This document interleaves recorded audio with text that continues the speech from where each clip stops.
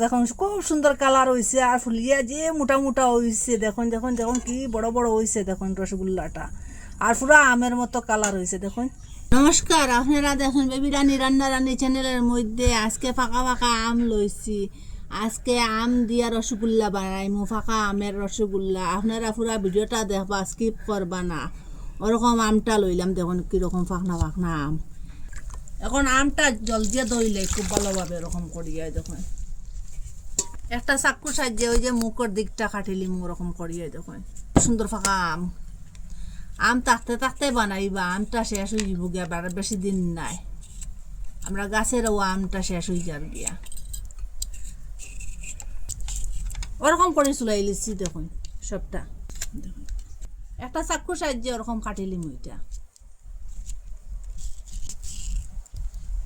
কম করে সবটা কাটি লিছি দেখুন করে সবটা কাটি লিছি। এখন মিক্সার লইয়া এটা কুটিলাই ওরকম করে কুটি লিছি দেখুন, পুরা পেস্ট বানাই লিছি, পুরা হয়ে গেছে দেখুন।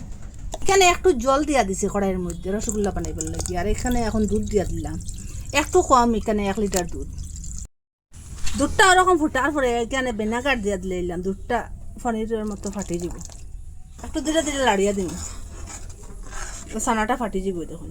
ভিনেগার দেওয়ার পরে দেখো ছানা ফাটি যায়, ছানাটা ফাটি গেছে ওই দেখুন, পরিষ্কার একটা জল বাড়িছে ওই দেখুন। একটু সময় এটা ফুটিয়ে উঠো, গ্যাসটা অফ করে দিলে। এখন একটা সুতির কাপড় লইছি, সুতির কাপড়ের মধ্যে ওরকম করে ছানাটা দিলে এটার থেকে উঠাই নিলাম। ঠান্ডা জল দিয়ে খুব ভালোভাবে এটা ধুইলি।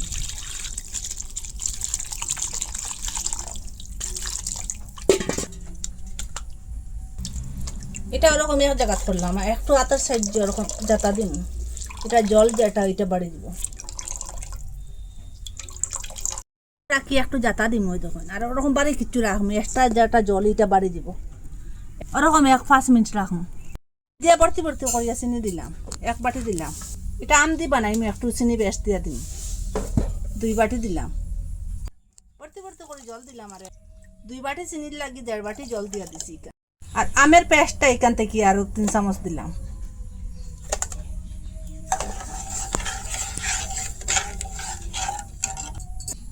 মুখ ফাটাইয়া এলাইছে আর কয়েকটা দিলে দিলাম। চিনিটা এক গলক আর কয়েক ফুড কালার দিলে দিলাম, আমার কালারের মতো সেম হইব। 5 মিনিট হয়ে গেছে, কতটুকু জল বাড়িয়েছে দেখুন। এখন ইটা সরাই দিলাম বাড়িটা, আর জলটা ফেলাই হাতের মধ্যে একটু ঘি লাগাইলাম। এটা খুব ভালো করে ম্যাশ করবো ওরকম হাতের, ওই যে হাতের তালু দিয়া ওরকম ম্যাশ করার পরে এখানে ময়দা 1 চামচ দিলাইলাম, আর গুঁড়া দুধ 1 চামচ দিলাইলাম, আর চিনি 1.5 চামচ দিলাইলাম। খুব ভালো করে ম্যাশ করবো তখন।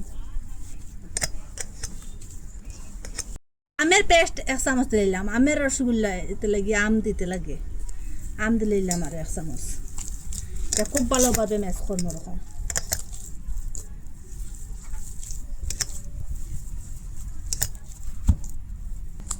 আর একটু ঘি লইলাম, ঘি লইয়া খুব ভালোভাবে ম্যাশ করবো তখন। ওরকম ম্যাশ করার পরে ওরকম লিচি কাটিম এক সমানে হয় তখন, হাতের সাহায্যে ওরকম গুল গুল শেপ করবো তখন।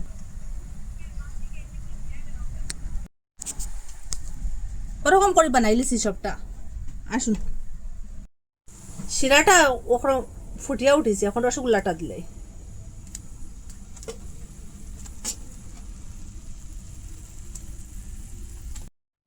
এখন গ্যাসটা অফ করে দিলে রসগোল্লাটা কিরকম হয়েছে আপনারা দেখাই। দেখুন খুব সুন্দর কালার হয়েছে আর ফুলিয়া যে মোটা মোটা হয়েছে দেখুন দেখুন দেখুন কি বড় বড় হয়েছে দেখুন রসগোল্লাটা, আর পুরো আমের মতো কালার হয়েছে দেখুন। এখন এটা ঠান্ডা হোক, নর্মাল ফ্রিজে রাখি দিম আর 1 ঘন্টা। আপনারা তো কত কিছু দিয়ে রসগোল্লা বানাইয়া খাইছেন, ওরকম আম দিয়া রসগোল্লা বানাইয়া খাইলে এত টেস্ট এত স্বাদ কি বলবো যে আপনারা যদি বানাইয়া খাই না এটা মিস করবা। আম থাকতে থাকতে বানাইয়া খাইবা, আম তো আর বেশি দিন না শেষ হয়ে যাব গিয়া, মিস করবা না ওরকম বানাইয়া খাইবা। আর একবার চেষ্টা করলে এরকম রসগোল্লা আপনারা আম দিয়ে বানাইতে পারবা। আপনারা সাথে শেয়ার করছি অল্প জিনিস দিয়ে খুব কম খরচের মধ্যে, আমের রসগোল্লা। আপনারা খাইয়া কমেন্টের মধ্যে নিশ্চয় জানাইবা, ভালো লাগলে লাইক কমেন্ট শেয়ার সাবস্ক্রাইব করবা। আর এটা যারে দিবা সেও বুঝতে পারতো না এটা আমের রসগোল্লা করি। আপনারা তো দেখতে পাইছো না এত সুন্দর, কি বলবো আপনারারে। আর আজকের ভিডিও এখানে শেষ, নতুন একটা ভিডিও নিয়ে ফিরে আসবো বন্ধুরা। খেয়ে খেয়ে খাইবা আপনারা বলুন রসগোল্লা।